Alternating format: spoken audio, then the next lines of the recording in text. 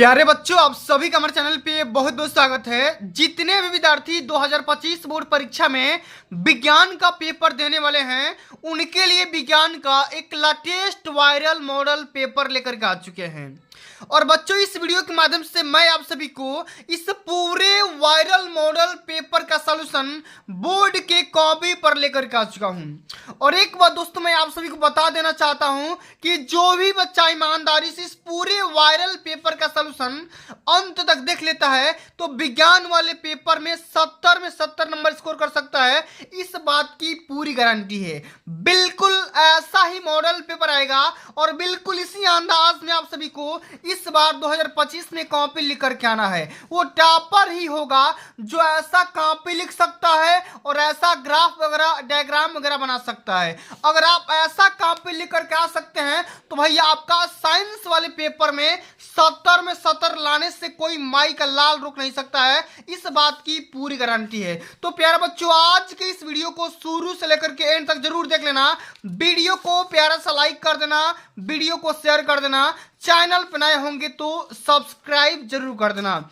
आइए बच्चों, बिना टाइम को वेस्ट किए सेशन की शुरुआत करते हैं। और बहुत सारे बच्चे पीडीएफ के लिए परेशान रहते हैं, तो भाई पीडीएफ कहां से मिलेगा? ये मेरा व्हाट्सअप नंबर है 8318105051। अभी भी इस व्हाट्सअप नंबर पे डिस्काउंट चल रहा है। किसी भी सब्जेक्ट का पीडीएफ प्राप्त करना चाहते हैं, नोट्स प्राप्त करना चाहते हैं, मॉडल पेपर प्राप्त करना चाहते हैं तो मात्र 49 रुपया पे करके आप हर एक सब्जेक्ट का पीडीएफ प्राप्त कर सकते हैं। मात्र एक सब्जेक्ट का 49 और सारे सब्जेक्ट का प्राप्त करना चाहते हैं उतने में उनसे गुणा कर लेना, ठीक ना। चलिए अब बच्चों आ जाते हैं। सबसे पहले इसी प्रकार का आप सभी का होम साइंस हो चाहे किसी भी सब्जेक्ट का हो, साइंस हो सोशल साइंस हो, आपका कॉपी मिलने वाला है। और बिल्कुल इसी प्रकार का आप सभी का ये पेपर रहने वाला है। 2025 का लेटेस्ट इस बार का पेपर ऐसा ही आएगा। 3 घंटा 15 मिनट टोटल टाइमिंग होता है। 70 नंबर का पूर्णांक होता है। कोड वगैरह आप यहाँ पे देख सकते हैं और यहाँ पे नाम यानी कि अनुक्रमांक और यहाँ पे नाम वगैरह फिलअप कर लेना। इस प्रकार का आप सभी का टोटल पूरा परफॉर्मा होता है पेपर का।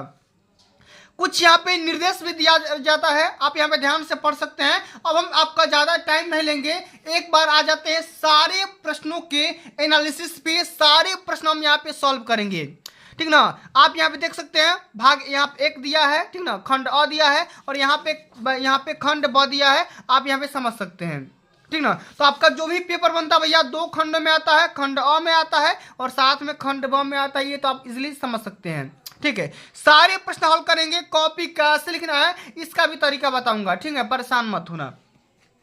हमारे इसमें पहला क्वेश्चन पूछा गया, बच्चा ध्यान से समझिएगा कि किसी वस्तु का अवतल दर्पण द्वारा बना प्रतिबिंब आभासी, सीधा एवं वस्तु से बड़ा पाया जाता है तो वस्तु कहां पर रखा जाना चाहिए, बताना है आप सभी को। यहाँ पे 4 ऑप्शन भी दिया गया है। मुख्य फोकस और केंद्र के बीच, वक्रता केंद्र पे, केंद्र से परे या दर्पण के ध्रुव और मुख्य फोकस के बीच। तो भैया अगर हम किसी भी वस्तु का अवतल दर्पण के माध्यम से आभासी, सीधा और वस्तु से बड़ा प्रतिबिंब प्राप्त करना चाहते हैं तो हम उसको कहां पे रखेंगे? तो दर्पण के ध्रुव मतलब कि पोल पे रखेंगे और पोल और फोकस के बीच ये आपका होता है पोल, ठीक ना, और इधर आपका होता है फोकस। इस दोनों के बीच में हम क्या कर देंगे? ऑब्जेक्ट को रख देंगे, तब जाकर के हमारा वस्तु का प्रतिबिंब कैसा होगा? आभासी होगा, सीधा होगा और वस्तु से बड़ा दिखाई देगा, ठीक है। सारे प्रश्नों को कॉन्सेप्ट के साथ क्लियर करेंगे। अगला हमारा क्वेश्चन बोला गया है कि किसी शब्दकोश में पाए छोटे अक्षरों को पढ़ते समय आप निम्न में से कौन सा लेंस पसंद करेंगे, ठीक है, बताना है। 50 सेंटीमीटर फोकस दूरी का उत्तल लेंस, 50 सेंटीमीटर फोकस दूरी का एक अवतल लेंस, 5 सेंटीमीटर का फोकस दूरी का एक उत्तल लेंस या 5 सेंटीमीटर फोकस दूरी का एक अवतल लेंस। तो सबसे पहले भैया आपको लेंस का इस्तेमाल करना है और उत्तल लेंस का इस्तेमाल करना है, ठीक ना। छोटे अक्षरों को पढ़ने के लिए उत्तल लेंस का प्रयोग किया जाता है। वो भी कौन सा? तो भैया 5 सेंटीमीटर वाला। कितना का? 5 सेंटीमीटर वाला उत्तल लेंस, ठीक है। चलो आगे समझ लेते हैं। किसी गोलीय दर्पण तथा किसी पतले गोलीय लेंस दोनों की फोकस दूरियां दिया गया है -15 सेंटीमीटर। तो दर्पण तथा लेंस संभवतः हो सकता है। तो फोकस दूरी दोनों में निगेटिव है, तो भैया ये कौन सा लेंस होगा आपको बताना है। तो भैया ये हो जाएगा अवतल लेंस। क्या हो जाएगा? अवतल दर्पण होगा चाहे अवतल लेंस होगा, दोनों में इसका फोकस दूरी निगेटिव ही होता है। बहुत ही सिंपल सा क्वेश्चन है। अगला क्वेश्चन क्या दिया गया है कि मानव नेत्र के जिस भाग पर किसी वस्तु का प्रतिबिंब बनते हैं वह होती है। अच्छा, कहाँ पे बनता है भैया बताओ? तो भैया ये बनता है दृष्टि पटल पर। कहाँ बनता है? तो दृष्टि पटल पर बनता है। इस बात को हमेशा याद रखना है। चलो आगे समझते हैं। अगला क्वेश्चन क्या बोल रहा है कि दो चालक तार जिनकी पदार्थ लंबाई तथा व्यास समान है, किसी विद्युत परिपथ में पहले श्रेणी में और फिर पार्श्वक्रम में संयोजित किए जाते हैं, तो श्रेणी क्रम और पार्श्वक्रम संयोजन में उत्पन्न ऊष्माओं का अनुपात कितना कितना होता है आपको बताना है। तो भैया इसका राइट आंसर हो जाएगा 1:4। क्या हो जाएगा? 1:4 हो जाएगा। इस बात को हमेशा याद रख लेना, ठीक है। चलो आगे देख लेते हैं कि लघु परिपथ के समय परिपथ में विद्युत धारा का मान कितना होता है या कब कब वेरी करता बताना है। बहुत कम हो जाता है ना भाई, परिवर्तित नहीं होता है। नहीं भाई, परिवर्तित हो जाता है। बहुत अधिक बढ़ जाता है। हाँ, बहुत अधिक बढ़ जाता है। कब? लघु परिपथ के समय जो आपका करंट आई होता है ना, ये बहुत ही ज़्यादा बढ़ जाता है, ठीक ना। निरंतर परिवर्तित रहता है ना भाई, ठीक है। तो क्या हो जाएगा? सी ऑप्शन इसका राइट आंसर हो जाएगा। अगला क्वेश्चन क्या है कि विद्युत धारा उत्पन्न करने की मशीन या युक्ति को क्या कहते हैं? जो करंट को डेवलप करता है उसको क्या बोलेंगे भैया? जनित्र, गैल्वेनोमीटर, एमीटर या मीटर। क्या हो जाएगा? जनित्र यानी कि जेनरेटर हो जाएगा। क्या करता भैया? मैकेनिकल एनर्जी को क्या करता भैया? केमिकल एनर्जी को क्या करता है? इलेक्ट्रिसिटी में चेंज कर देता है, जनरेटर, ठीक है। चलो अब ये आ गया केमिस्ट्री का क्वेश्चन। सारे क्वेश्चन को आराम आराम समझने का पूरा प्रयास करेंगे। एंटीमनी क्या है? धातु, उपधातु, अधातु या मिश्र धातु। तो भैया एंटीमनी क्या है आप लोग जानते ही होंगे, उपधातु है। क्या है? उपधातु है। लेड नाइट्रेट का रासायनिक सूत्र बताना है, बहुत इंपॉर्टेंट क्वेश्चन है। तो क्या हो जाएगा? PbNO3 ट्वाइस हो जाएगा। लेड नाइट्रेट का ये केमिकल फार्मूला होता है। आगे देखते हैं कि निम्नलिखित में से असंतृप्त हाइड्रोकार्बन कौन सा होता है? तो असंतृप्त हाइड्रोकार्बन हो जाएगा C2H4। क्या हो जाएगा? ये असंतृप्त हाइड्रोकार्बन हो जाएंगे। सेकेंड ऑप्शन इसका राइट आंसर होगा। प्रोपेनल में क्रियात्मक समूह कौन सा होता है? तो भैया ये होता है OH। ये क्या होता है? सिंगल बॉन्ड OH होता है। ये आपका होता है प्रोपेनल। जिसमें अल आए ना वो क्या हो जाएगा? प्रोपेनल, ठीक है। ये तो आप सिंपल सा क्वेश्चन है, ठीक है। चलो आगे देख लेते हैं। अगला हमारा क्वेश्चन क्या है कि एसिटिक अम्ल का IUPAC नाम कितना होता है या क्या होता है? तो भैया बताओ, एसिटिक एसिड का IUPAC नाम होता है एथेनोइक एसिड। क्या होता है? एथेनोइक एसिड होता है। दूसरा ऑप्शन इसका राइट आंसर होगा। अगला क्वेश्चन क्या पूछा गया है? एक तत्व के क्लोराइड का सूत्र MCl2 है, तो उसके ऑक्साइड का सूत्र क्या होगा? तो हो जाएगा MO हो जाएगा। क्या हो जाएगा? MO हो जाएगा ऑक्साइड का, ठीक है। चलो अगला अभी आ गया भैया किसका? तो बायो का। ब्रिको का कार्य होता है। किडनी का काम क्या होता है भैया बताओ? श्वसन, प्रजनन, उत्सर्जन या पाचन।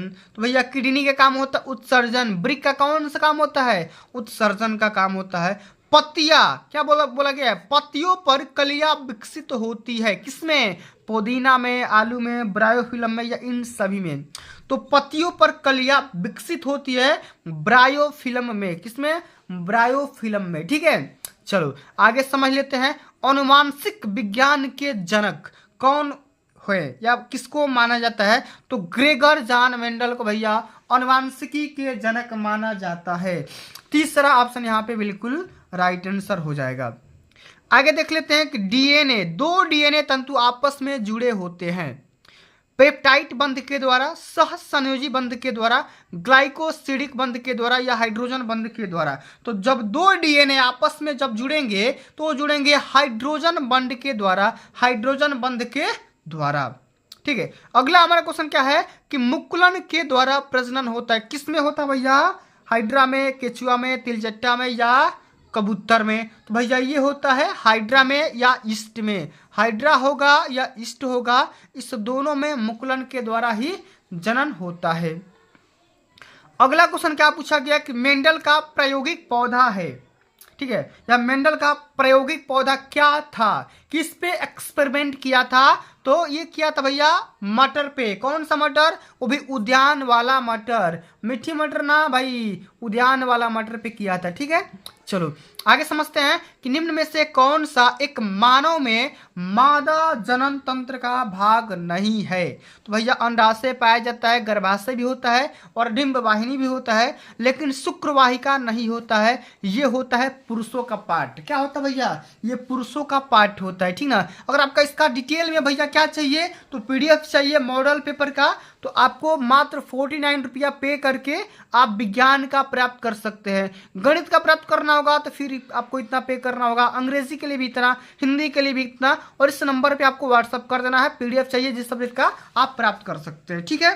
अब चलो भैया आ जाते हैं खंड ब। किस पे भैया, खंड ब पे। ये जो सेक्शन होता है ना 50 नंबर का पूछा जाता है। कितने नंबर का, 50 नंबर का। बहुत ही इंपॉर्टेंट सेशन है, सारे क्वेश्चन को समझने का पूरा प्रयास करेंगे, और बिल्कुल ऐसा ही आप सभी का कॉपी आएगा भरने का, हाई स्कूल लिखा रहेगा। ये आपका फर्स्ट पेज है, फर्स्ट कॉपी है, पहली कॉपी है, ठीक ना। इस प्रकार से अपने अंकों में रोल नंबर, शब्दों में विषय का नाम, प्रश्न पत्र वगैरह, कोड वगैरह यहाँ पर डाल देना, ठीक है। अब यहाँ पे आ जाते हैं भैया कॉपी के अंदर। कॉपी के अंदर आने के बाद आप सभी को पेंसिल से बना सकते हो या पेन से भी बना सकते हो, ठीक है। लेकिन पेंसिल से बनाओगे तो एक यहाँ पे एडवांटेज रहता है कि आप गलती होने पर मिटा भी सकते हो, अलाउ है, कोई दिक्कत है नहीं, ठीक है। चलो सबसे बढ़िया सुंदर से आपको यहाँ पे लिखना होगा खंड ब प्रश्नोत्तर संख्या 1, ठीक है। यहाँ पे देखो 1 से स्टार्ट हो रहा है तो 1 लिख देना, ठीक है। यहाँ पे अब क्वेश्चन समझते हैं। क्वेश्चन क्या बोल रहा है कि किरण आरेख का उपयोग करके अवतल दर्पण द्वारा बने प्रतिबिंब, ठीक ना। यहाँ पे बोला गया है बने प्रतिबिंब की स्थिति एवं प्रकृति का यहाँ पे लिखना है। 4 नंबर का क्वेश्चन है, जबकि 2 क्वेश्चन यहाँ से पूछा गया है। वक्रता केंद्र और फोकस के बीच, सबसे पहले इसको क्या करना है, ग्राफ बनाना है। यहाँ पे देखो सबसे पहले हम लिख देंगे वस्तु की स्थिति कहाँ पर है और प्रतिबिंब हम कहाँ पर बनाएंगे, ठीक है।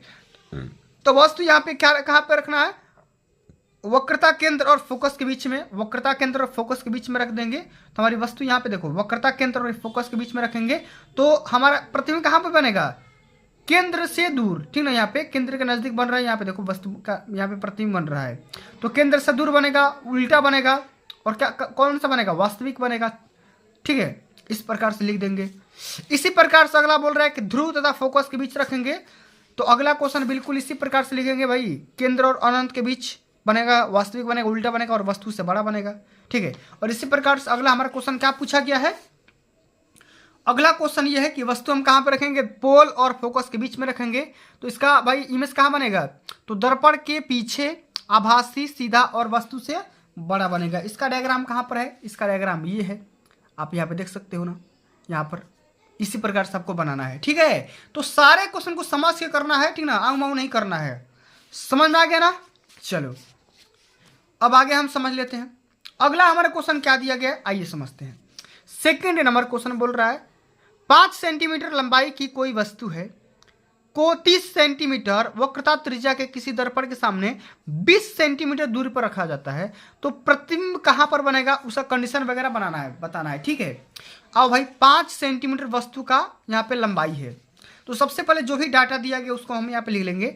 बिंब मतलब कि वस्तु, ठीक है, इसका ऊंचाई कितना भाई 5 सेंटीमीटर बड़ा है।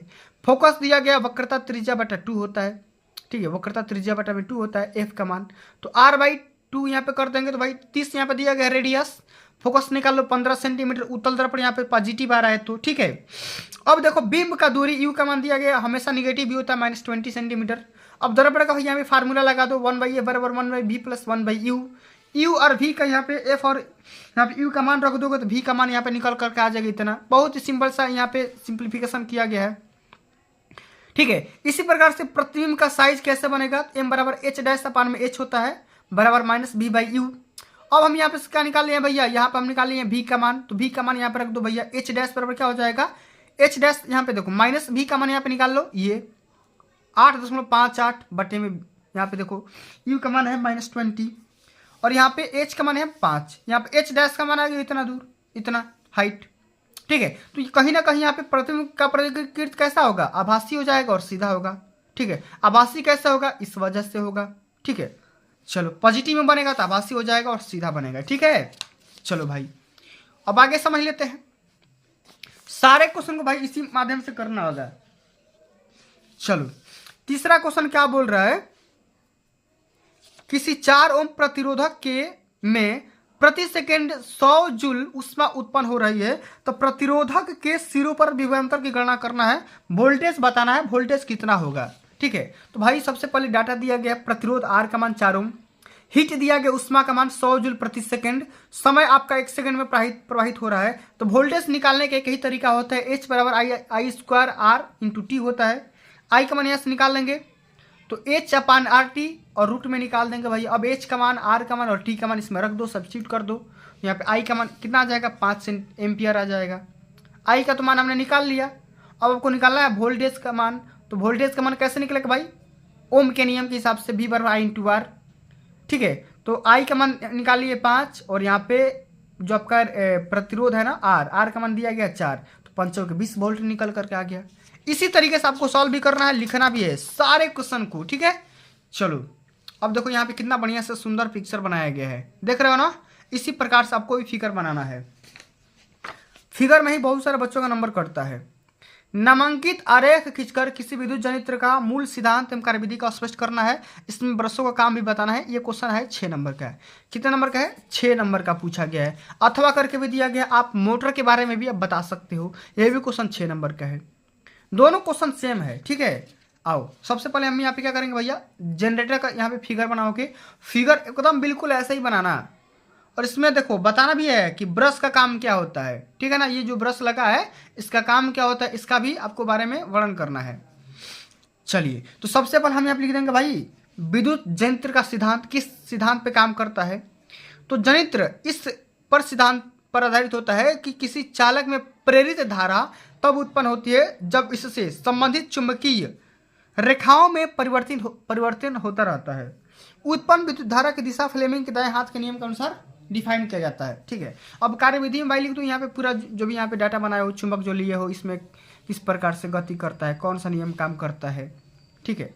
लिखेंगे जब कुंडली को चुंबक के ध्रुव N और S के बीच में वामावर्त घुमाया जाता है तब AB नीचे और CD ऊपर की दिशा में जाता है। उत्तरी ध्रुव के निकट AB चुंबकीय रेखाओं को और CD ऊपर दक्षिणी ध्रुव के निकट रेखाओं को काटती है। इससे AB और CD में प्रेरित धारा उत्पन्न हो जाती है, जिससे फ्लेमिंग के दाएं हाथ के नियम से हम ज्ञात कर सकते हैं। अब ब्रश का काम क्या होता है भैया, तो ये होता है B1 B2 से विद्युत धारा को लोड तक ले जाना, ठीक है। B1 B2 को लोड तक ले जाने का काम होता है ब्रश का काम। चित्र के माध्यम से गैल्वेनोमीटर के माध्यम से हम जोड़ देते हैं, विद्युत धारा को मापता रहता है। करंट को क्या करता है भैया, मापता रहता है। वोल्टेज को मापता रहता है, ठीक है।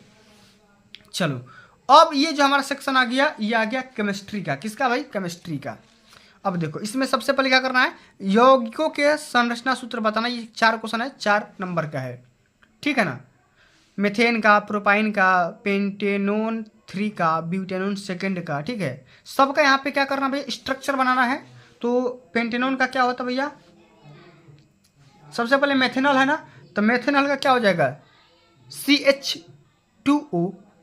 उसके बाद से प्रोपाइन का पूछा था ना, तो प्रोपाइन का हो जाएगा CH3 single bond C double bond CH, ठीक है। उसके बाद से पेंटेनोन 3rd, तो C5H10O, ठीक है। उसके बाद से ब्यूटेनोन 2nd, तो CH3 single bond CO single bond CH2 single bond CH3।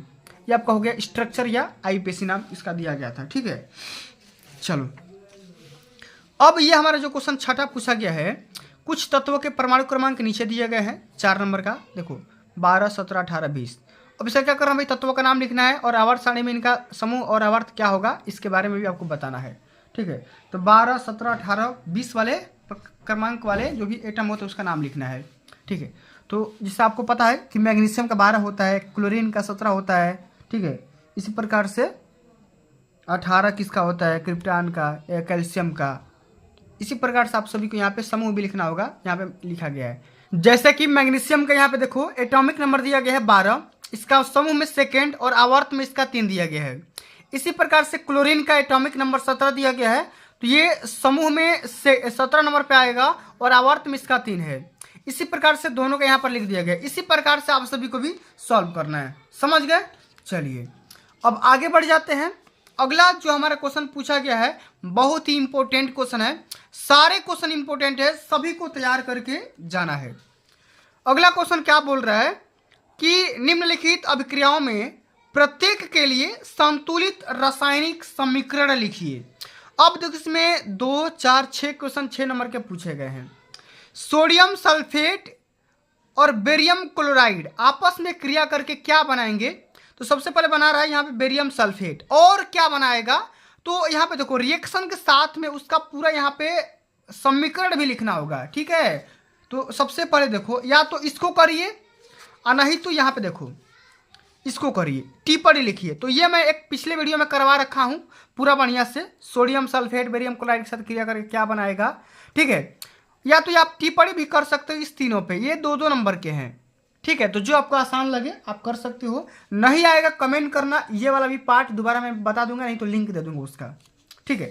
चलो हाइड्रोजन की दहन अपक्रिया क्या होती है, कार्बन यौगिक में प्रतिस्थापन अपक्रिया क्या होती है, हाइड्रोजनीकरण क्या होती है, तीनों को समझ लेते हैं, ठीक है। यहाँ पे देखो दहन अपक्रिया क्या होती है, तो दहन एक रासायनिक प्रक्रिया या ईंधन, मतलब कि हाइड्रोकार्बन और ऑक्सीजन के बीच एक अपक्रिया है जो ऊष्मा और प्रकाश ऊर्जा का उत्पादन करती है, जिसके परिणाम लौ उत्पन्न होती है, मतलब कि ज्वाला। दहन की प्रक्रिया से गुजरने वाले पदार्थ को दहनशील कहा जाता है, मतलब जो जल सकते हैं, ठीक है। इसी प्रकार से प्रतिस्थापन अपक्रिया क्या होती है, तो ऐसी अपक्रिया जिनमें किसी यौगिक में उपस्थित किसी तत्व का प्रतिस्थापन दूसरे तत्व के द्वारा होता है, तो वहां पर कौन सी अपक्रिया होगी भैया, प्रतिस्थापन अपक्रिया। जैसे यहाँ पे देखो सोडियम जल के साथ क्या बनाएगा, सोडियम हाइड्रोक्साइड और साथ में हाइड्रोजन गैस दे देगा, बिल्कुल आसान भाषा में। इसी प्रकार से हाइड्रोजनीकरण क्या होती है, तब जब असंतृप्त हाइड्रोकार्बन का निकेल या पैलेडियम उत्प्रेरकों की उपस्थिति में हाइड्रोजन का मिलना और संतृप्त हाइड्रोकार्बन में बदलना हाइड्रोजनीकरण कहलाता है। यहाँ पे देखो मेथेन दिया गया CH4 ऑक्सीजन के साथ क्रिया करके कार्बन डाइऑक्साइड जल बना लेगा, साथ में ऊष्मा मिलेगा और हमें प्रकाश भी मिलेगा, इस प्रकार से हाइड्रोजनीकरण हो गया, ठीक है। चलो अब आगे देखते हैं अगला क्वेश्चन क्या बोल रहा है, ये वाला क्वेश्चन इंपॉर्टेंट है।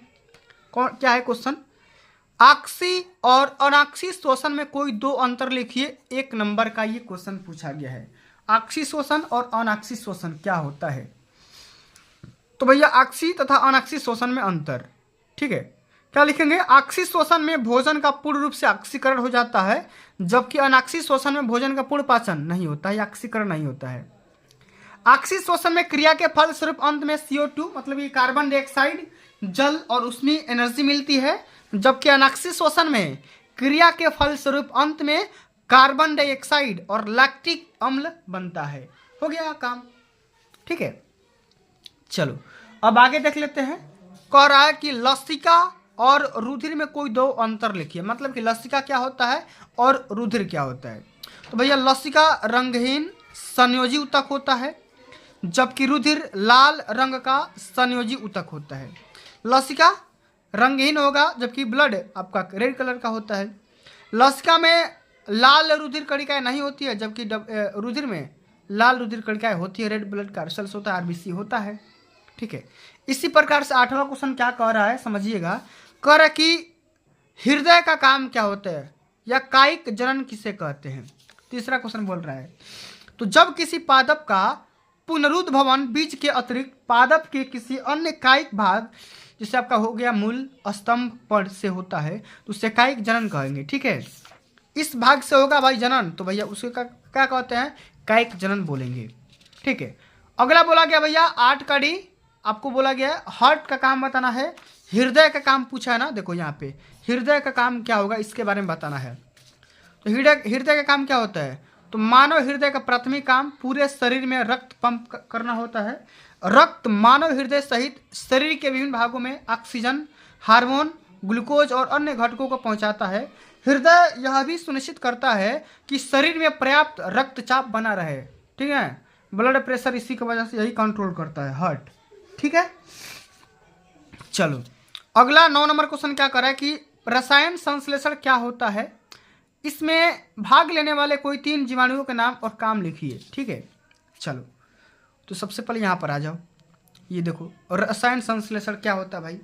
तो रसायन विज्ञान के में उद्देश्य पूर्वक एक या क्रम से कई रासायनिक अपक्रियाएं कराकर एक या अनेक उत्पाद बनाने की क्रिया को रसायन संश्लेषण कहते हैं। अब कौन कौन सा भाई रसायन है?